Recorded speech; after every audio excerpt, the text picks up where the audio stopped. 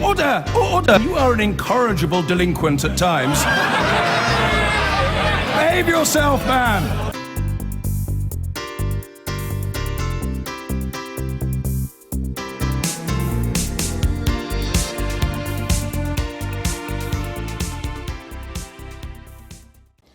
The Green Party Spring Conference will come to a close in Liverpool today. The party's joint leaders, Caroline Lucas and Jonathan Bartley, are here. Good morning. Good Welcome. morning. What would you do about Gibraltar? Well, the first thing we would do is to say that it shouldn't be used as a bargaining chip in the Brexit negotiations. And frankly, I think it just demonstrates the reckless incompetence of this government that it didn't see this issue coming. And that's why, for example, I didn't vote to trigger Article 50. We felt it should not be triggered at the time that it was, and certainly not triggered with no conditions. And if you compare that with... Specifically, if I may, on Gibraltar, I mean, one of your MEPs represents Gibraltar. I just wonder what your policy is on sovereignty, for example. It's up to the people of Gibraltar to decide that entirely. I mean, it's not for us to say that. I think it's entirely for them to decide what they want in terms of going forward. But I think it certainly raises some questions that you have 96% of them who have voted to remain inside the EU. It's quite hard to see exactly how that's going to work, just as it's hard, I have to say, to see exactly what's going to happen in Northern Ireland with a hard border there as well. You're good Europeans. You see no merit in Spain's claim at all? No. I mean, it's up to the people of Gibraltar to make that their wishes clear. They've done so in the past. They're clearly doing so again. I think it's pretty clear. Why would you? All right, here we are, all of us working on Sunday morning. I want to ask you, though, about one of the policies you've been floating at your conference, a three-day weekend. How's that going to work? We really wanted to flag this up because we think that we need bold new ideas, really, for the country. We're facing the 21st century, a very uncertain world with big pressures from corporate globalisation. So we need more time off to think about how uncertain. Well, you know what? When I was a kid, we were told there'd be all this wealth created, we'd have this great technological advance, but you know what? What we're seeing is just growing inequality. And we feel that people are being shortchanged. And we're seeing a right-wing coup over Brexit, which is taking us into an even more deregulated situation. We're facing being a bargain basement corporate. Yeah, right-wing. Well, UKIP have said to the government, jump, and the government has said, how high? Did you catch the referendum result at all?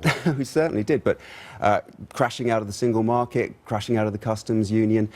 We know that a third of environmental regulations won't transfer across, probably, according to the government, in the Great Repeal Bill. That's not what people voted for. That's not the kind of country that people wanted. All right, so tell me where the three-day weekend fits into what many economists think is Britain's productivity problem.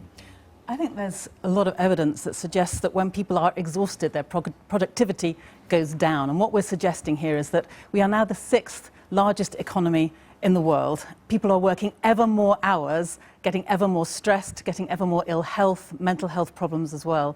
What we want to do is take a step back and think, what is the purpose of the economy? What kind of country do we want to be? And do we really want a future where all of us are just trying to work even harder? So we're bringing our work with us every time we go home in the evenings, at the weekends. You're working now, I'm sure you've got your BlackBerry in your pocket. Well, I wouldn't call it work, but I want to ask you about where your work is going, because there's been an ebb and flow in Green support down the years.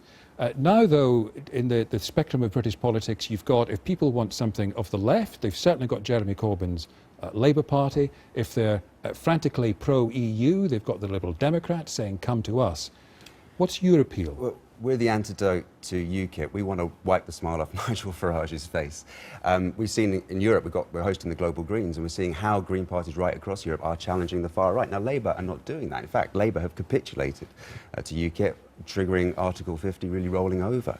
And there needs to be a strong, robust voice on the left that's going to stand up. But it's also about putting forward bold, radical ideas. You've got the Lib Dems who are opposing an extreme Brexit. We're doing that. You've got Labour who are opposing cuts. We're doing that. But we're going one stage further. We're providing a radical, bold alternative that faces the 21st century. You know, who would have thought, 20 years ago, we'd have hundreds of thousands of people routinely using food banks? Who would have thought we'd have 5 million children facing poverty, according to Save the Children? This is not the kind of country that anyone wants, but no one's really getting up and getting angry about this. Okay. We are.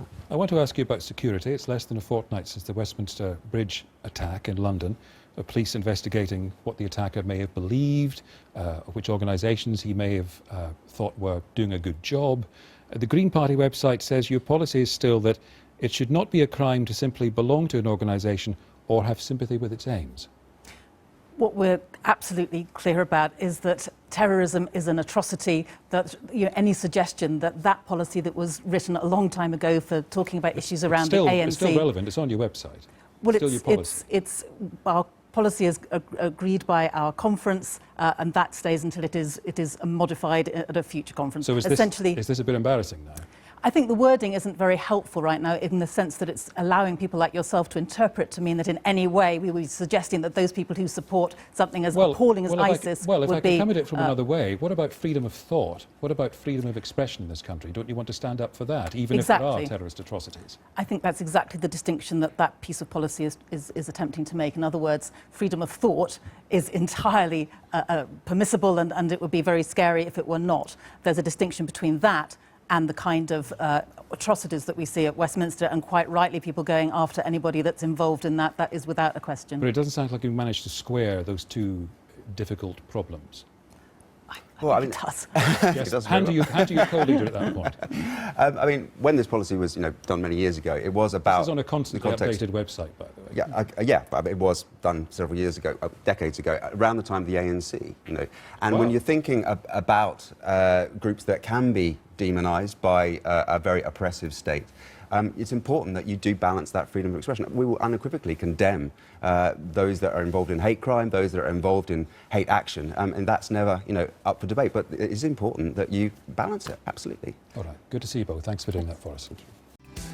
I've been getting away with it all